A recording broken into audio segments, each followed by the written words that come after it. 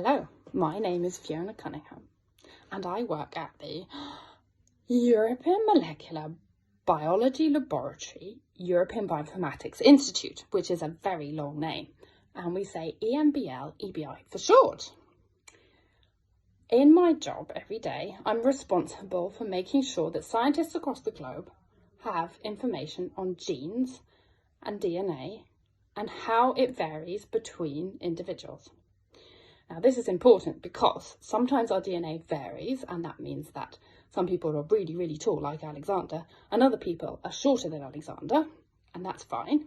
But sometimes when our DNA is different, it can make us sick. So some people might have really bad asthma, or some people might have cancer. And so understanding which bits of DNA vary and make us taller or shorter, or good at football, or interested in art, is fine. But what we want to understand is when the DNA changes and makes us sick, we want to understand where that is and why that happens. To be in my job, I had to do a degree in genetics for 3 years, and then I did a master's degree in bioinformatics, which is biology and computer science, and then I did a PhD. Most of my colleagues have a PhD, but some of them have a master's or a degree in computational science or biology. There are many different options, but they're all passionate about biology and computer science and trying to get information on the internet for other researchers to use. In my day-to-day life, I stare at a computer and answer lots and lots of emails and have lots and lots of meetings. Some of the meetings are with my colleagues who work at EBI, EMBL-EBI. Some of them are with people who work across the globe in Australia and in California. So sometimes some of the meetings are a bit early in the morning or a bit late at night because our collaborators are in different time zones.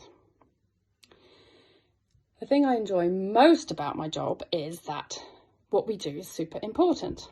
It's a bit like Google. Without Google, you couldn't really use the internet. And without our website providing information on genes and DNA, our website is called Ensemble, you couldn't do a lot of the research that happens across the world to try and understand genes and how they work. What's really hard in my job is that we give away everything for free because what we do is so important and we believe that it's so important, and it's so important to help science move forward, that if we started charging money for it, it would be an impediment. It would stop things going forward. So we give away everything for free.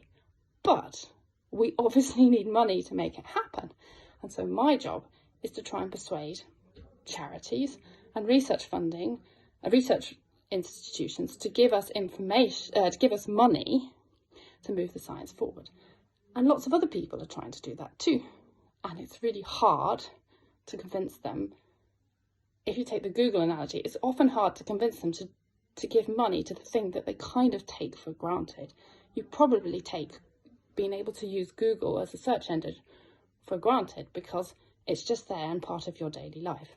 And the bit of science that I do is a bit like that. I think a lot of people just assume that somebody's going to fund it. But I have to work hard in order to demonstrate value and to demonstrate the impact of not having it on science in order to persuade people to give us some money. What we do is important because we need to understand genes and how genes work in order to improve medical treatment. And it's also important for other areas of science. So it's also important to try and feed the world's growing population. We need to understand better how to produce crops that are resistant to drought, to increasing temperatures across the world. One way of doing that is to try and understand how their genes are susceptible to disease and how to improve that to try and make them more robust.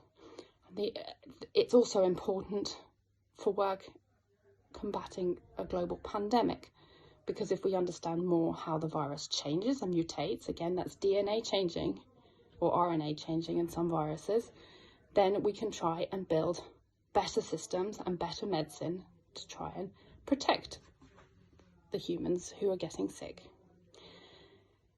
And one of the most magical things about the work I do is that when you do meet somebody who realises how important what you do is, it gives you such satisfaction. So I once bumped into somebody at a conference who just literally said, wow, your software is amazing.